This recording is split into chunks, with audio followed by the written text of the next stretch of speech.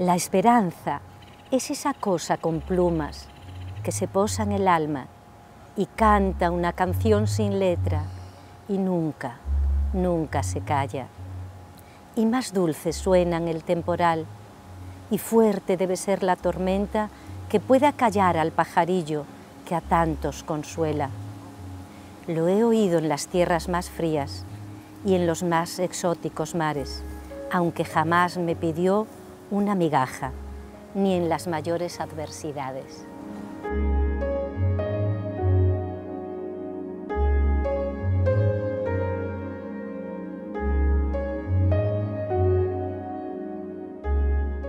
Yo soy Lola Pereira Varela, soy española de La Coruña. Hace 24 años que llegué al país y me enamoré de él. Todos los días de mi vida me despierto agradeciendo estar aquí.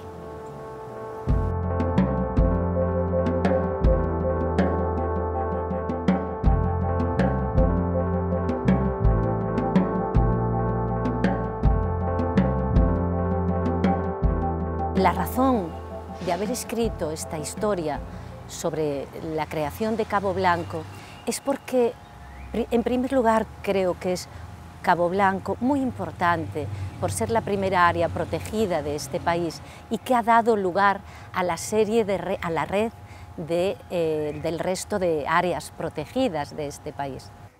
Cabo Blanco fue sin duda el punto de partida en 1963, cuando los señores Olaf y doña Karen pues se trasladaron a vivir a Costa Rica, dadas las condiciones relativamente difíciles que había en Europa, y encontraron este paraíso en Montezuma, Cabo Blanco.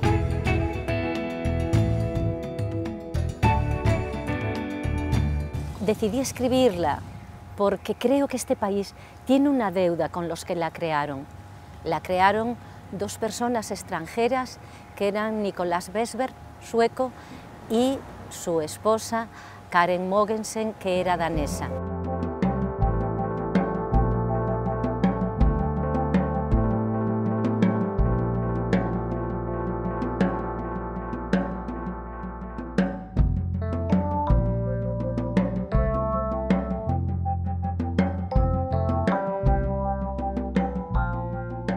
Doña Karen creía mucho en los sueños premonitorios y esa noche ella soñó con un país que tenía dos penínsulas, un país en Centroamérica. Yo soñé que estuve en Costa Rica, estuve por la costa oeste, mirando sobre el Pacífico, y yo vi como árboles enormes con flores, igual como las flores de los árboles de manzana. Bueno, digo a mi sobrina, vamos a Costa Rica. Una pequeña propiedad en Montezuma frente al mar, como lo soñó Karen, dejó ver con claridad las aspiraciones de la pareja. Piel con la naturaleza, alimentándose de miel y frutas. Para eso tuvieron que recoger semillas, plantar arbolitos y producir la miel. Sin embargo, Nicolás pronto descubrió que, hacia la punta de la península, existía un hermoso bosque, apenas un pequeño parche, acorralado en los cerros por el madereo y las quemas. Y vieron la deforestación galopante que pasaba en los años 60, cuando Costa Rica tenía uno de los índices de deforestación más altos. Y ellos tuvieron que luchar muchísimo contra el fuego originado por algunos vecinos propietarios de otras fincas. El fuego era su santo y seña, porque empezó a utilizarse el jaragua, un pasto africano que ardía con facilidad. Así, los potreros desnudaron llanos y cerros. Por eso, aquellos animales que no escaparon y no fueron aniquilados por el fuego, terminaron víctimas de la rapiña de la cacería, convertidos en espectros. Cuando ellos se dieron cuenta de que existía ese bosque primario y quisieron ver qué podían hacer para conservarlo, comenzaron a escribir la primera carta, que fue en la Navidad de 1960, y 3 años después propiciaron al gobierno de aquel entonces la creación de un área protegida. Y se vinieron a hablar con el ITCO, entonces, el Instituto de Tierras y Colonización, y como el presidente de Costa Rica andaba en bicicleta o en carreta o a pata o lo que fuera, pues pudieron tener acceso al presidente Orlich y a los tomadores de decisiones.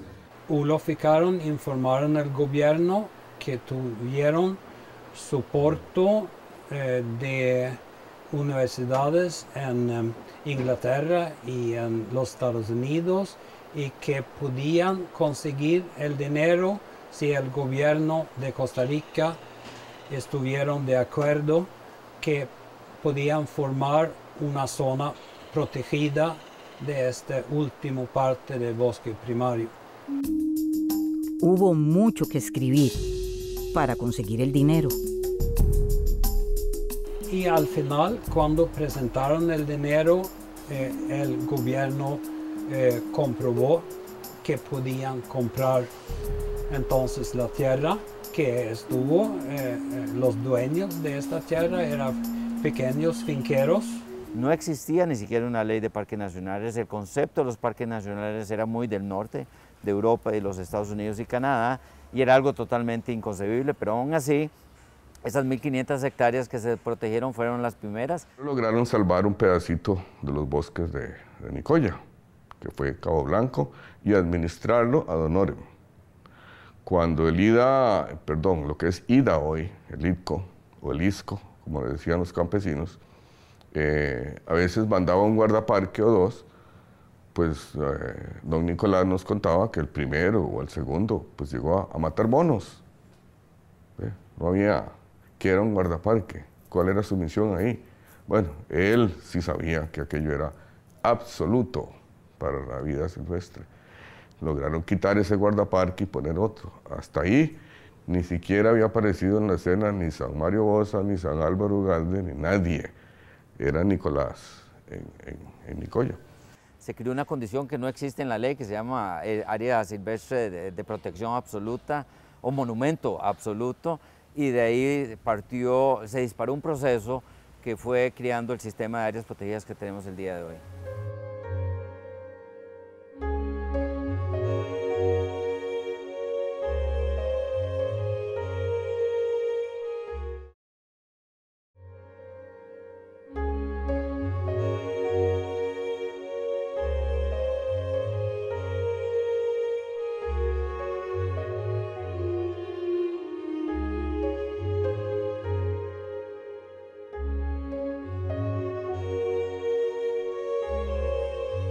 Esta es una historia de amor entre ellos, de amor por la vida, de amor por la naturaleza a la que ellos consideraban que era un ente de derecho, ¿verdad? La naturaleza, la flora y la fauna tiene su derecho y no tiene que estar a disposición de los seres humanos, como lo interpretamos en la mayoría de los casos. Son tantas las anécdotas. Ellos tenían una vida en comunión con la naturaleza, hasta tal punto que la primera carta que tradujimos estando ya ellos acá en el país, Nicolás le explica a su papá cómo ellos, cuando no tenían casa, en la primera noche que decidieron dormir allí, extendieron una sábana en el bosque y durmieron sobre esa sábana sin que ningún animal les picara, ningún mosquito. Los animales todos se acercaron a ellos y se quedaron en el borde de la sábana porque fueron conscientes de que ellos no los iban a agredir. Ellos eran muy generosos, además repartían la fruta con sus vecinos, la miel con sus trabajadores, convivían especialmente con una pizota y se dieron cuenta que los animales eran muy inteligentes, nunca sufrieron ningún ataque. Nicolás era muy beligerante con los seres humanos, luchaba en contra de ellos porque creía que eran muy desconsiderados con los animales. Doña Karen es una persona muy querida allí y don Nicolás menos por su carácter más intransigente, ¿verdad? Pero a doña Karen no hay nadie que hable mal de ella. Todo el mundo la quiso muchísimo porque les ayudó mucho y todos saben el esfuerzo tan grande por la defensa que ella hizo de los animales. En aquel momento ellos consiguieron más de $30.000, pero la condición impuesta por el gobierno de la nación fue que ellos tenían que ser los que administrasen esa plata. Y así fue.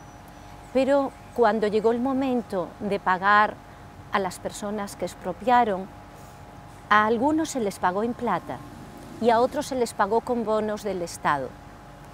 Y los bonos del Estado tenían un valor del 70%. Así que esa situación provocó un gran malestar que luego fue volcado hacia Karen y sobre todo hacia Nicolás, ¿verdad? Cuando en realidad ellos no habían hecho nada de eso. Mientras el bosque se recuperaba lentamente, otro bosque, en otra península de Costa Rica, tocó el corazón de Nicolás Westberg. Era la selva tropical lluviosa de Corcovado, con sus árboles inmensos y su asombrosa diversidad de animales y plantas.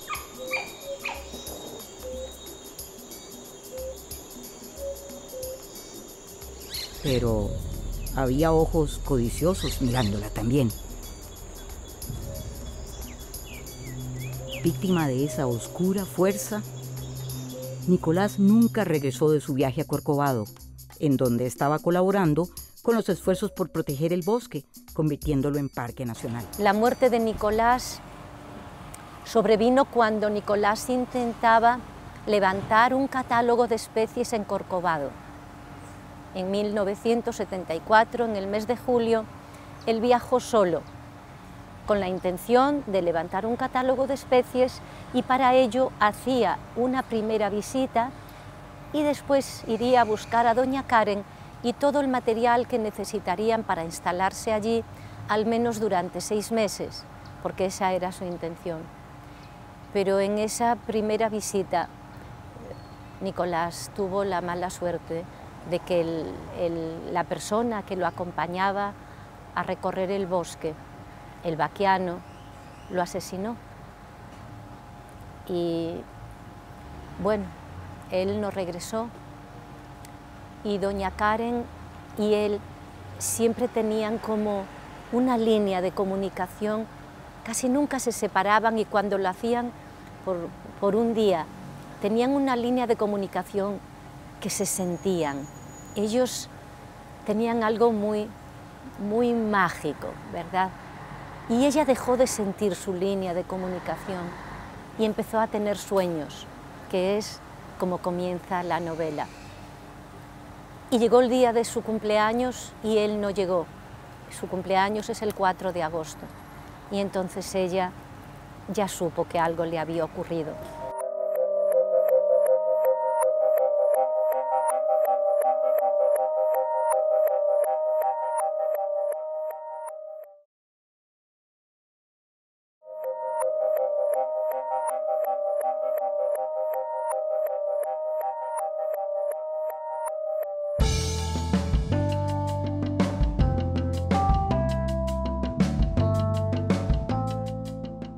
Doña Karen buscó otros vaquianos y fue al bosque y se encontraron los huesos, ya el esqueleto de él, que había sido comido por los animales del bosque. Tal vez para que su sacrificio no fuera estéril, ese mismo año Corcovado fue decretado Parque Nacional. Corcovado tenía muchos intereses y lo sigue teniendo a día de hoy.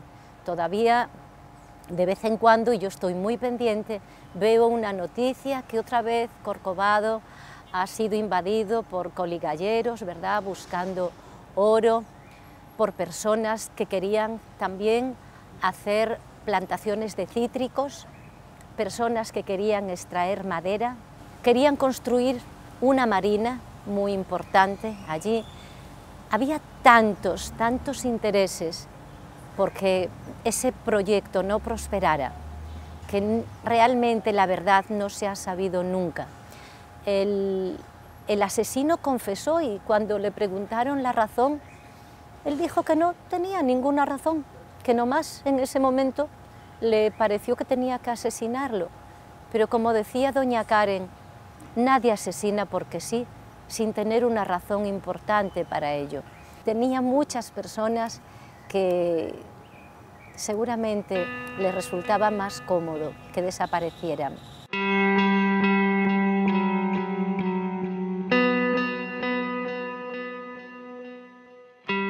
En esa área se han cometido muchas tropelías y se siguen cometiendo. Y no es porque no se denuncien, se han denunciado muchas veces, pero posiblemente el MINAET y parques nacionales no tienen todos los recursos que necesitan, pero quizás el recurso más importante es la población. Si este país tiene algo magnífico es su población, y su población tiene que estar sensibilizada de que su vida depende de los recursos naturales.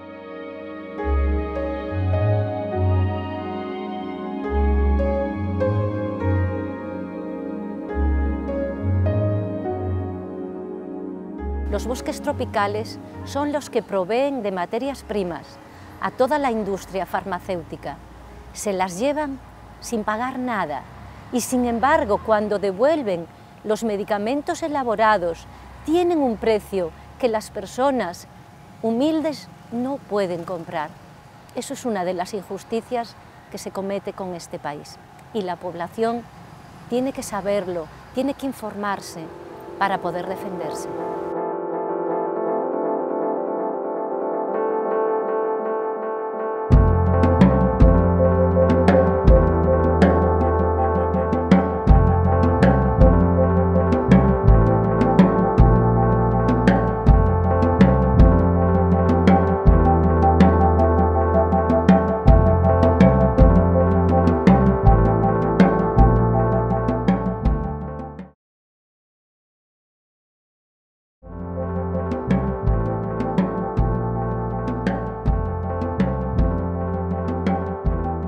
Yo dedico este libro a mis alumnos y alumnas del Liceo Rural Santa Teresa y a Álvaro Ugalde, que me regaló este título y su afecto. Y sé que, igual que las estrellas, él nos ilumina con su resplandor, aunque ya no esté entre nosotros. Don Álvaro falleció a las 2 semanas de haberme dado la última entrevista para escribir este libro. Don Álvaro me dio el título de Mensajeros del Futuro es de don Álvaro y me lo dio en su casa. Este país tiene una deuda con doña Karen y con don Nicolás muy grande, porque no aparecen en ningún libro de historia con lo importantes que fueron para la historia de este país. Y no solo ellos, todos sabemos que hay muchos otros ambientalistas que deberían aparecer en los libros de historia porque han entregado su vida para el bienestar de este maravilloso territorio.